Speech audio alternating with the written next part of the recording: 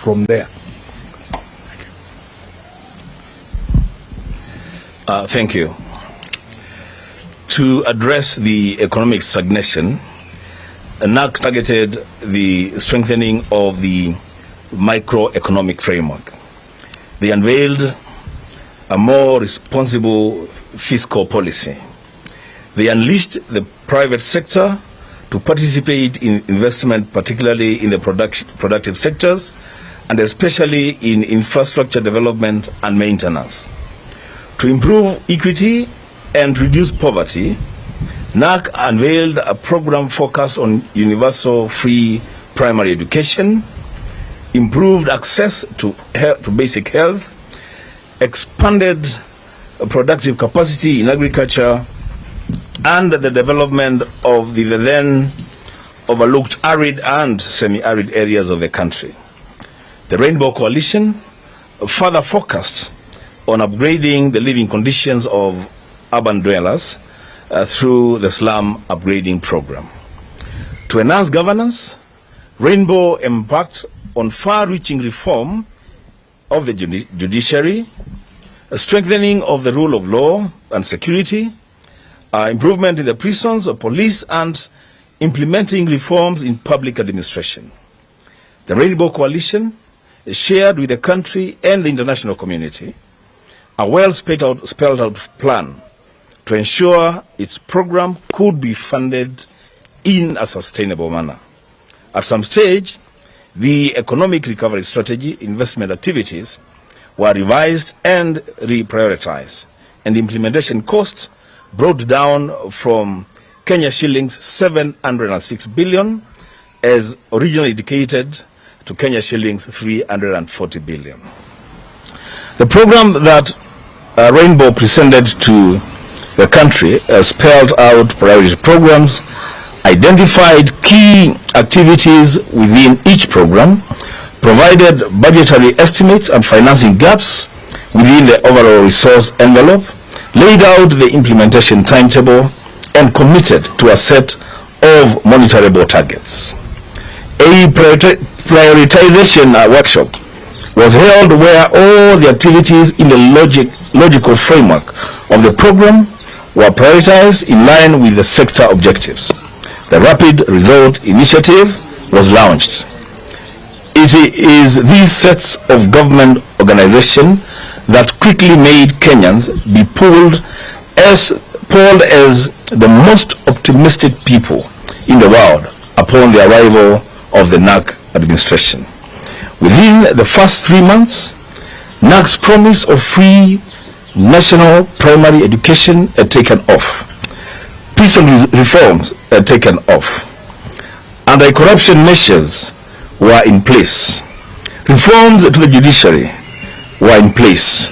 A code of ethics for public service was in place. By the end of 2003, an economy that was growing at less than 1% had picked up to 1.3%. By 2004, the economy grew by about 4.3%, then shot up to 5.8% in 2005. I'll let my colleague continue from there. I thank you. Without much coercion and drama, the Kenya Revenue Authority began to report a significant increase in tax collection. A prolonged era of low interest rates followed, allowing Kenyans to get bank loans and change their lives. For the cabinet, former President Kibaki assembled an impressive team of reformers who had the ability to turn around the economy and the institutions that had suffered as a result of neglect and corruption.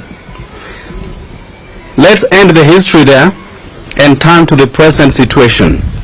There is no doubt the economy is in bad shape, but there is also no doubt that it is not worse than what the Rainbow Coalition inherited in 2002 and turned around in a matter of months.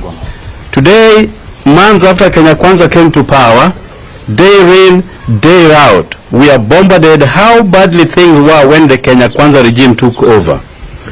William Ruto never tires of telling us how President Uhuru Kenyatta ruined the economy and ruined the country.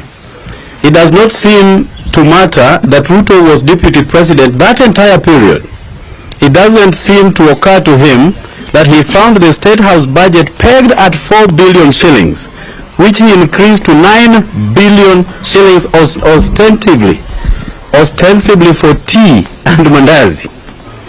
He has introduced officers hitherto unheard of in public service, including prayer warriors called intercessors, office of the first daughter, and office of the spouse of the prime cabinet secretary.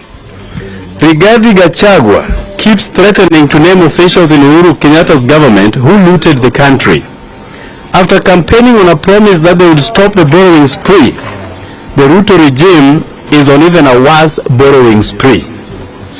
Last Saturday, it was reported that Ruto is seeking 7.6 billion in loans from 76.6 billion in loans from foreign banks. Kenya's public debt hit 9.145 trillion in December, against the allowed limit of 10 trillion shillings, leaving President Ruto's administration with little room to borrow. The shilling is officially exchanging at all-time low of about 127 shillings to the dollar, translating to over 24% depreciation since March 2020. But many banks and foreign exchange bureaus are quoting as high as 137 shillings as the dollar becomes scarce. We do not pay cabinet secretaries or principal secretaries to tell us how bad things are. Kenyans know that already. We do not pay government to tell us where and how things went wrong and who is responsible. We do not pay this administration to supply us with morticians, deniers, and revisionists, which is what we seem to have every day. Honorable Lord, in January. In January,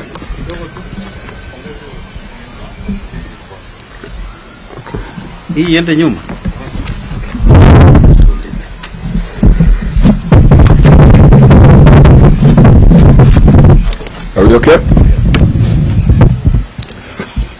In January, Professor Ndunu warned Kenyans of tough economic times ahead as energy and food costs saw an inflation rages in the fallout from the war in Ukraine. During campaign, Ruto said Ukraine war had no effect on Kenya. On Tuesday, Nation quoted Njuguna Ndung'u once again saying, "From all the things we have analyzed, 2023 is not looking good. There are clear signals that is going to be a tough year and that the global economy is one example in terms of where we are going."